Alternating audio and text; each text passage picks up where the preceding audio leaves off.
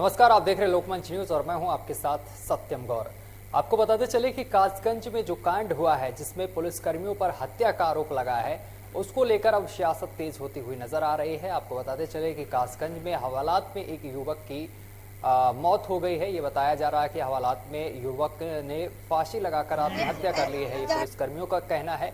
लेकिन पीड़ित परिवार का ये कहना है कि पुलिसकर्मियों ने युवक की हत्या की है, यानी कि बेटे की हत्या की है। अब आपकी हत्या के बाद कोहराम बच गया है। वहीं आपको बताते चले कि तरह तरह के बयान सामने निकल कर आ रहे हैं और जिसमें एक वीडियो वायरल हो रहा है जिसमें अमिताभ यानी मृतक के पिता जो चांद मियां हैं, उन्होंने कहा है कि पूरे घटनाक्रम में पुलिसकर्मी दोषी हैं। उन्होंने पुलिसकर्मियों पर दोषी पुलिसकर्मियों को ठहराया है और कुछ ही देर बाद एक और बयान सामने निकल कर आया था जिसमें उन्होंने बयान नहीं, एक लिखित पत्र के माध्यम से ये बताया गया था कि पुलिस कर्मियों की तरफ से कि जो मृतक के पिता हैं उन्होंने अब बयान बदल दिया है। उन्होंने कहा है पुलिस की कार्यशैली से हम संतुष्ट हैं, लेकिन कुछ ही देर बाद तीसरा बयान सामने निकल कर आया है। उसमें मृतक के पिता चांद मियां का कहना है कि मैं पढ़ा लिखा नहीं हूं, इस वजह से सफ़ेद कागज पर पुलिसकर्मियों ने मेरे अंगूठे लगा लिए थे और उस पर मनगढ़ंत कहानी बनाकर लिख दी थी, लेकिन पुलिस की कार्यशैली से मैं बिल्कुल से संतुष्ट नहीं हूं। आपको बताते चले कि कासगंज मामला कोई पहला मामला नहीं है। इससे पहले भी हाल ही में गोरखपुर और गोरखपुर के बाद आगरा में भी ऐसा ही मामला सामने निकल कर आया है। गोरखपुर में भी एक होटल में एक व्यापारी की हत्या कर दी गई, जिसमें पुलिसकर्मी हत्यारे ठहराए गए, उन पर आरोप लगा, जिसके बाद कई पुलिसकर्मियों की गिरफ्तारी भी हुई। और इसके बाद अगर आगरा की बात की जाए तो आगरा में भी वाल्मीकि समाज के एक सफाई कर्मी की हत्या हुई पुलिस कस्टडी में, जिस पर पुलिस पर कई गंभीर आरोप लगे। इसके बाद अब कासगंज से भी ठीक ऐसा ही मामला सामने निकल कर आया है।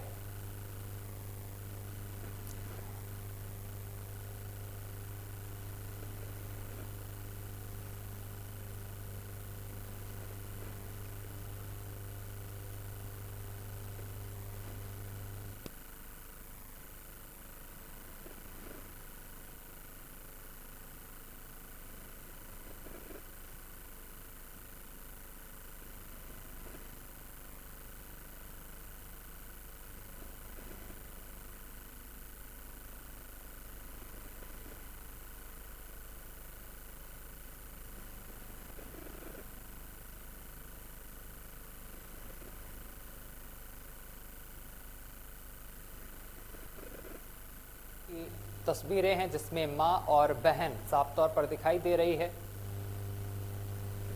और कई तरीके के आरोप भी पुलिसकर्मियों पर लगाए गए हैं।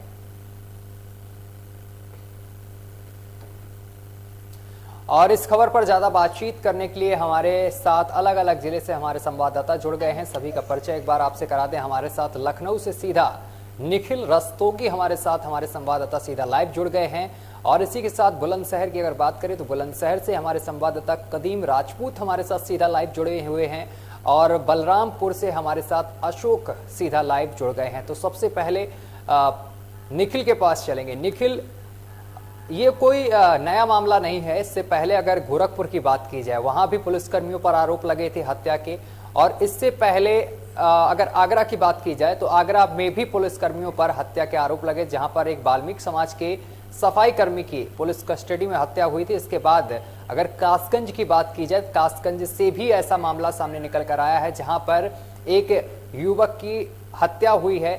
ऐसा आरोप पीड़ित परिवार का कहना है कि पुलिसकर्मियों ने युवक की हत्या की है, लेकिन पुलिसकर्मियों का यह कहना है कि जो युवक है उसने फांसी लगाकर आत्महत्या की है।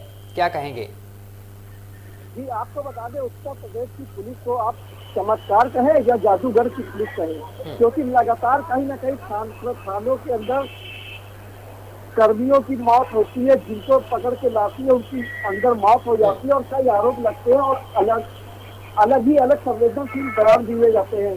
कानपुर के व्यापारी की बात करें या फिर आगरा की बात करें या कासगंज की बात करें, कासगंज में जिस तरह से टैक्स जो लगाता है उसके ऊपर आरोप लगा कि जहां जिस घर में उसने टैक्स लगाए थे वहां पे एक लड़की कहीं चली जाती है या भाग जाती है कहा जाए, और उनके परिवार वालों ने टैक्स लगाने वाले के ऊपर, अल्ताफ के ऊपर आरोप लगाया था।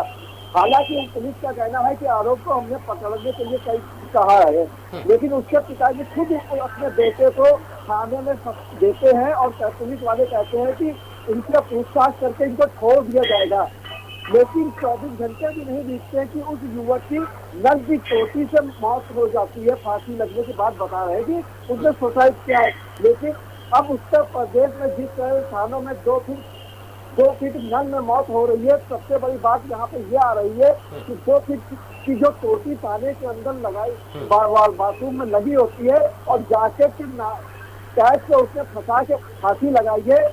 5 से 6 फुट का लड़का होता है तो वो कैसे कर सकता है? सबसे बड़ी बात है 2 से 6 फुट की हाइट बहुत ही कम होती है और 6 फुट का युवक, सबसे बड़ी बात है कि अपने गले से वो अपना गला क्यों दबाएगा? कहीं ना कहीं पुलिस सवालिया निशान के घेरे में आती है। लेकिन वहाँ के कासगंज के एसपी जिस तरह से बयान देते हैं, कहीं ना कहीं उनके बयान पे भी संवेदनशील बयान है। बात करें जिस तरह से लगातार बयान दिए जाते हैं, कहीं ना कहीं अधिकारियों की इसमें छवि भी धूमिल होती है। जिस तरह से कानपुर के व्यापारी की गोरखपुर में भी बयान दिया गया था कि होटल के कमरे में वो गिर गया था और उसकी मौत हो गई। बाद में पोस्टमार्टम रिपोर्ट आती है जिसमें पता चलता है कि उसके साथ मारपीट की गई होती है। अब देखने वाली बात यह है कि कासगंज की घटना इतनी बड़ी घटना हो गई है, 5 पुलिस कर्मियों को निलंबित किया जाता है। क्या निलंबित करने से उनकी मां ने जो गुरुद्वारे चर्च मस्जिद में जाके अपने बेटे की मन्नतें मांगी थी कि उनको बेटा हो और वो बेटा होता है, उसके 22 साल के बेटे की बॉडी को वो अपने हाथों से दफनाया है, तो कहीं ना कहीं उत्तर प्रदेश की पुलिस इस समय सवालिया घेरे के निशान पे आ रही है। बात करें उत्तर प्रदेश में राजनीति लगातार तेज होती चली जा रही है। समाजवादी पार्टी का अखिलेश यादव की बात करें या ओवैसी की बात करें, प्रियंका गांधी की बात करें, प्रियंका गांधी को कासगंज जाना था और आज लखनऊ में पद यात्रा भी उनको करनी थी, लेकिन उनका पद यात्रा और कासगंज जाना कहीं ना कहीं रद्द हो गया है। अब उनके कासगंज के परिवार से कांग्रेस के सलमान खुर्शीद मिलने जाएंगे और अपनी संवेदना व्यक्त करेंगे। लेकिन कहीं ना कहीं जिस तरह थानों में इस तरह की घटनाएं घटित हो रही है, उत्तर प्रदेश सरकार के ऊपर सवालिया निशान लगातार खड़े होते जा रहे हैं कि अगर आम जनता जो है थाने में फरियाद करने जाती है तो क्या वो फरियाद उसकी सुनी जाएगी या उसकी लाश घर बाहर आएगी? सबसे बड़ी बात यहाँ पे ये है। जी बिल्कुल, हमारे साथ अशोक भी बलरामपुर से लगातार जुड़े हुए हैं। अशोक, अगर बात की जाए पुलिस की, उत्तर प्रदेश पुलिस की, तो लगातार पिछले दिनों से सवालों के घेरे में पुलिस चल रही है और इसके बावजूद भी पुलिस सुधरने का नाम नहीं ले रही है। लगातार आरोप लग रहे हैं। अभी आगरा की बात हुई, आगरा में भी पुलिसकर्मियों पर आरोप लगे, अब कासगंज में भी पुलिसकर्मियों पर आरोप लग रहे हैं। जो पुलिस आम जनता की सुरक्षा के लिए है, जिससे जनता भरोसा करती है कि पुलिस हमारी सुरक्षा के लिए आगे आएगी, लेकिन वही पुलिस आज कत्ल कर रही है, पुलिस पर हत्या के आरोप लग रहे हैं। क्या कहेंगे? मैं आपको बताना चाहूँगा, इस समय पुलिस जो उत्तर प्रदेश सरकार है वो पुलिस और पुलिस विभाग के लाख दावे करती है सुधारने की, लेकिन यहाँ की जो यूपी पुलिस है वो सुधरने का नाम नहीं ले रही है। अगर हम बात करें बलरामपुर जिले की, तो बलरामपुर जिले में बीते रविवार को एक बाइक एक युवक के घर से चोरी हो जाती है और वहीं अगर बात करें सोमवार के बीती रात को, तो वहाँ एक ही घर में 5 घरों में चोरी होती है और लाखों के ऊपर सामान वहाँ से चोरों उड़ा ले जाते हैं। उसके बाद भी पुलिस कहीं ना कहीं हाथ पे हाथ रखकर बैठी रहती है।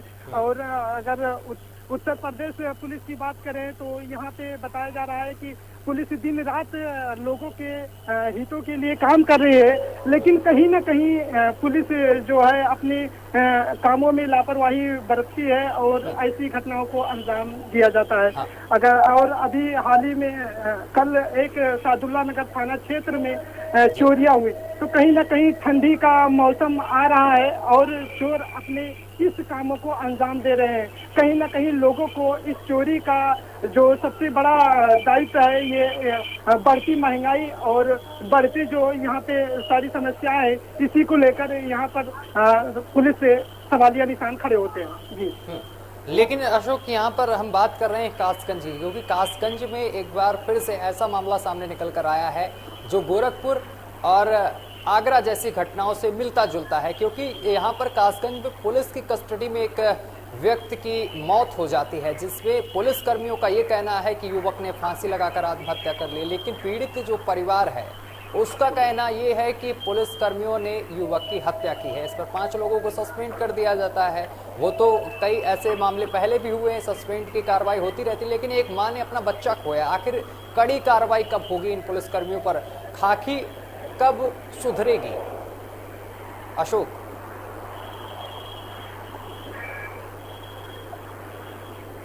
आवाज आ रही है अब तक? लगता है अशोक से हमारा संपर्क टूट गया है। कदीम पर पहुंचते हैं। कदीम, आप तक आवाज पहुंच रही है? जी सतन जी, बिल्कुल। कदीम, अब इस पूरे मामले को लेकर राजनीति भी तेज होती हुई नजर आ रही है। जिस तरीके से लखीमपुर की घटना हुई उसमें भी राजनीति हुई। प्रियंका गांधी सबसे पहले पहुंची और प्रियंका गांधी की जो दौरे थे, जो मीटिंग थी, वो उन्होंने रद्द की और अब कासगंज के लिए वो रवाना हुई हैं। क्या लगता है जो ये घटना हुई है, कहीं ना कहीं पुलिस एक बार फिर से सवालिया घेरे में दिखाई दे रही है?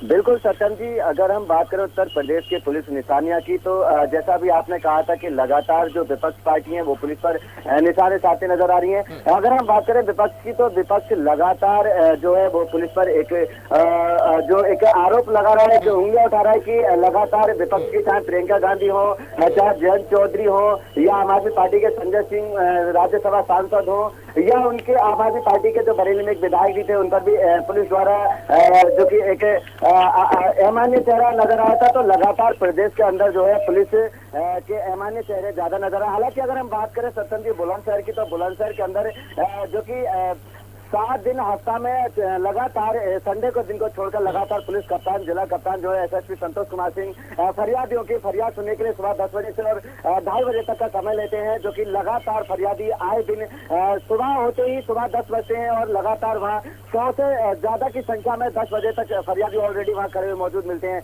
तो सीधे तौर पर वो है कि जो 100 फरियादियों का लगातार एसएसपी कप्तान साहब तक पहुंचना, ये दर्शाता है कि कहीं ना कहीं जो बुलंदशहर के थाने हैं, बुलंदशहर के थानों में जो थाना इंचार्ज है वो फरियादों के फरियादी नहीं सुनते हैं, या कहीं ना कहीं जो एक साठ गांठ की बात करते हैं, कहीं ना कहीं जो ऐसे ग्रामीण क्षेत्रों के लोग आते हैं या गरीब जो शहरी लोग हैं जिन पर साठ गांठ के लिए कोई व्यवस्था नहीं होती, तो उसके बाद वो मजबूर होकर लगातार थाने के चक्कर काट कर उसके बाद वो कप्तान के पास जाते हैं, ये सोचकर, ये समझकर कि कहीं ना कहीं पुलिस कप्तान जो है वो हमारी फरियाद सुनेंगे और इस पर कोई संज्ञान लिया जाएगा, काश हमारी कोई पुलिस मदद कर दे। तो इस तरह के कई काफी मामले बुलंदशहर के अंदर भी आए कि लगातार बुलंदशहर में पेट्रोल जैसी चीज जो कि आग लगाने, आत्महत्या करने के हिसाब से, आत्महत्या करने के मुंह से लगातार काफी फरियादी बुलंदशहर कप्तान साहब के पास में आए। हर हफ्ते में एक दो ऐसा केस सामने आ जाता है कि वो पेट्रोल लेकर आत्महत्या करने पर मजबूर हो जाता है और कप्तान पास अपनी फरियाद लेकर जाता है। तो कहीं ना कहीं कप्तान साहब, हालांकि टॉप 10 अधिकारियों में उनकी गिनती होती है, तो अगर हम बात करें फरियादी की, तो कप्तान साहब जो है वो थाना प्रभारी पर निलंबित जैसी कार्रवाई करते हैं, फटकार लगाते हैं और कहीं फिर जाकर अगर वो फरियादी दोबारा थाने जाता है तो जो फिर थाना इंचार्ज द्वारा फरियादी में भी फटकार लगा जाती है कि आपने थाना नहीं देखा, यहाँ नहीं आ सकते थे, तो फिर वो बाबूजी बाबूजी वाली भाषा कहकर कहते हैं फरियादी की, सर हम आपके पास आए थे, आपने सुना नहीं, और लगातार हम पिछले 2 महीने तक चक्कर काट रहे हैं लेकिन आपने सुना नहीं। तो वो मजबूर होकर कप्तान साहब आ जाते हैं कि आखिरी सहारा गरीब आदमी का कप्तान ही रह जाता है, जिला कप्तान, अगर वो भी न सुने तो वो आत्महत्या करने पर मजबूर हो जाता है। तो ये कहीं ना कहीं जो सारी बातें हैं पुलिस पर एक निशानिया सवाल है। अगर बात करें मौजूदा समय की पुलिस की अच्छाई की, तो कहीं ना कहीं सत्यम जी बुलंदशहर के अंदर पुलिस सराहनीय काम भी कर रही है। अगर आज की हम बात करें तो एक व्यापारी बुलंदशहर के खोजा कस्बा नगर की बात है, जहां अलीगढ़ चुंगी पर एक व्यापारी 1.5 लाख रुपए थैले में रखकर लेके जा रहा था और बाइक सवार 3 बदमाशों ने फायरिंग भी की उस पर, हालांकि गोली नहीं लगी, लेकिन कहीं ना कहीं वो पैसे 1.5 लाख रुपए छीनकर भाग रहे थे। तो वही कुछ ही समय में पुलिस मौजूद थी, हालांकि मैं तो नहीं कह सकता कि पुलिस मौजूद थी, लेकिन बताया जाता है कि पुलिस मौजूद थी, पुलिस को सूचना मिली और पुलिस उनको पकड़ने में कामयाब हुई। तो ये एक सहारनीय काम भी रहा पुलिस का। पुलिस लगातार अपनी कहीं ना कहीं अपनी जो जान है वो जोखिम में खेलकर मदद भी करती नजर आती है। हालांकि हर पुलिस अधिकारी एक जैसा नहीं होता, हर पुलिस अधिकारी एक जैसी हैबिट नहीं होती। पुलिस अधिकारी की अगर हम बात करें तो जैसा मैंने अभी बताया कि आज उनको पकड़ने में कामयाबी मिली और जिसके बाद उनका जो आपराधिक इतिहास है वो भी खंगाला गया। तो काफी सराहनीय काम पुलिस ने किया, काफी काफी प्रशंसा पुलिस की बुलंदशहर के अंदर आज मौजूदा समय में हो रही है, जो कि बुलंदशहर के खुर्जा नगर थाना इंचार्ज सहित जो उनकी प्रशंसा पूरा कस्बा कर रहा है। सत्यम जी, ठीक है अशोक, आप तक आवाज पहुंच रही है हमारी? जी अशोक, जिस तरीके की यहाँ पर घटना हुई कासगंज में, क्या लगता है जो उच्च अधिकारी हैं इनकी कहीं ना कहीं कमी है, कहीं ना कहीं इन लोगों की ढिलाई है, इस वजह से जो थाने में छोटे पुलिसकर्मी हैं, जो सिपाही या SHO लेवल के हैं, वो यहाँ पर ढिलाई बरतते हुए नजर आ रहे हैं, इस वजह से ऐसी घटनाएं ज्यादातर सामने निकल कर आ रही हैं। उच्च अधिकारियों को इस पर ध्यान देना चाहिए। आवाज नहीं आ रही सर। आवाज से नहीं पहुंच पा रही, अब पहुंच रही है आप तक आवाज? अशोक, आवाज पहुंच रही है आप तक? बैकग्राउंड की आवाज कट रही है सर। ठीक है, एक बार आपका टेक्निकल इशू हो सकता है, सही करवाने की कोशिश करते हैं। लेकिन हमारे साथ निखिल लगातार जुड़े हुए हैं। निखिल, जिस तरीके से कासगंज में घटना हुई है उससे पूरे अगर उत्तर प्रदेश की बात की जाए तो यहाँ पर तहलका मचा हुआ है। इसके साथ राजनीतिक पार्टियां यहाँ पर राजनीतिक रोटी भी सेकने का काम कर रही हैं, क्या कहेंगे? जी, आपको बता दें जिस तरह से आज दिन की घटना हुई है, कहीं ना कहीं उत्तर प्रदेश की कानून व्यवस्था सवालिया निशान खड़े होते हैं, क्योंकि एक महीने भी नहीं बीते कि आगरा की घटना होती है और उसके बाद फिर कासगंज और फिर गोरखपुर, लगातार 2 महीने के अंदर जगह की घटना घटित होती है। और गोरखपुर के व्यापारी, गोरखपुर में जिस तरह व्यापारी को होटल में पीट कर मार डाला गया, कहीं ना कहीं उत्तर प्रदेश की पुलिस पे सवालिया निशान खड़े होते हैं।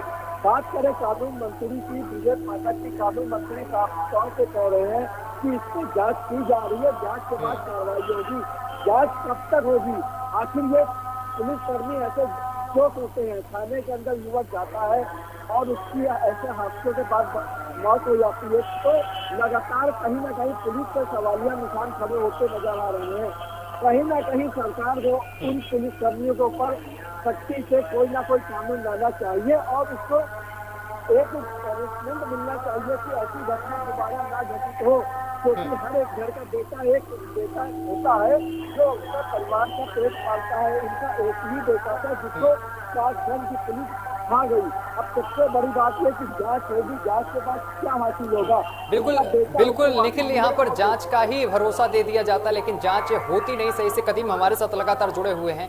कदीम, लगातार ऐसे मामले हमारे पास आते रहते हैं, लगातार हम खबरें भी प्रसारित करते हैं जिसमें पुलिसकर्मी दोषी भी पाए जाते हैं, लेकिन कुछ पुलिसकर्मियों की सराहना भी करनी होती है जहां पर पुलिसकर्मी अच्छा काम करते हुए नजर आते हैं। अगर कानपुर देहात की कदीम यहाँ बात की जाए तो कानपुर देहात के मंगलपुर थाना क्षेत्र के जरौली गांव से भी एक मामला ऐसे सामने आया था, जहां पर आरोपियों ने यहाँ पर महिलाओं के साथ मारपीट की, जिसका वीडियो भी वायरल हुआ। और जब पीड़ित थाना मंगलपुर गई और इस पर कार्रवाई करने की मांग की पुलिसकर्मियों से, तो यहाँ पर भी ढिलमुल रवैया पुलिसकर्मियों का सामने निकल कर आया।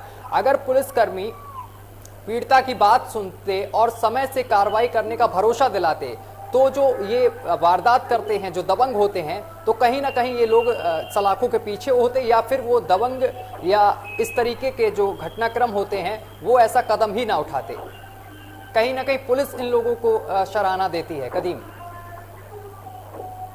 बिल्कुल सतन जी, आपने सही कहा। हालांकि देखो सतन जी, अगर समझा जाए एक जाल के हिसाब से कि जो कि जिले के ऊपर एक कप्तान होता है जिसे जिला कप्तान बोल दिया जाता है, या जिला अधिकारी जिले का मालिक होता है, जिला कप्तान भी जिले का मालिक होता है, तो कप्तान को इस तरह के संज्ञान लेने चाहिए। हालांकि जिस तरह से 2 स्टार दरोगा जी का जो रवैया सामने आता है कि वो गरीबों के साथ में, मजदूरों के साथ में, मजदूरों के साथ में, पीड़ितों के साथ में भी एक अमानवीय रवैया अपनाते हैं और दबंगाई दिखाते हैं, वर्दी का रौब दिखाते नजर आते हैं, तो उस पर कहीं ना कहीं उस दरोगा को जो वर्दी का रौब दिखाते हैं उसको कहीं ना कहीं ये डर नहीं होता है कि जो हमारा कप्तान हमारे ऊपर बैठा है, जिला कप्तान, उसका डर नहीं होता है, क्यों उसको लगता है कि कहीं ना कहीं वो हम पर कार्रवाई इस तरह की नहीं होगी। यही चीज देखी जाती है कि उनको वो निडर होकर पीड़ितों को ही डराते धमकाते नजर आते। काफी मामले ऐसे आए जो कि खुद 2 स्टार दरोगा के पास में पीड़ित फरियाद लेकर जा रहा है और थाना प्रभारी के द्वारा उसमें लात घूंसे बजाए जा रहे हैं, उसको थाने से बाहर कर दिया जा रहा है, और दूसरी पार्टी को मिठाइयां खिलाई जा रही है, दूसरी पार्टी को अंदर बुलाया जा रहा है। तो इस तरह के मामले जो है वो सीधे तौर पर यही एक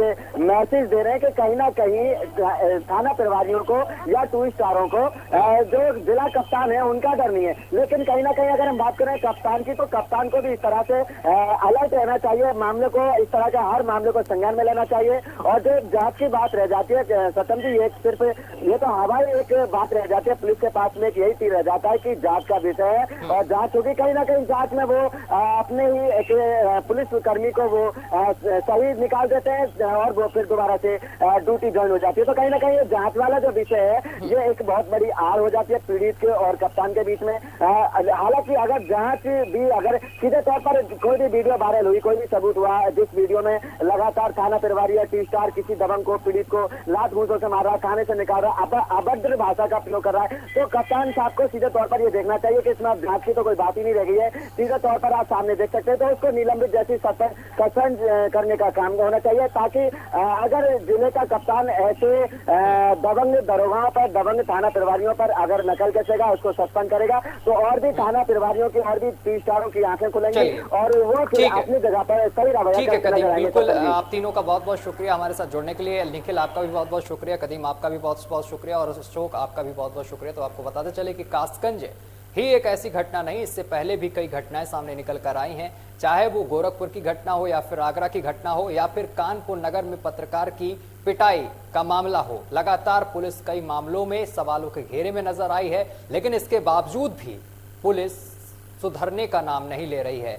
कुछ पुलिसकर्मी पूरे डिपार्टमेंट को बदनाम कर रहे हैं। फिलहाल मेरे साथ अभी के लिए बस इतना ही। देश दुनिया की तमाम खबरें देखने के लिए देखते रहिए आपका अपना चैनल लोकमंच न्यूज।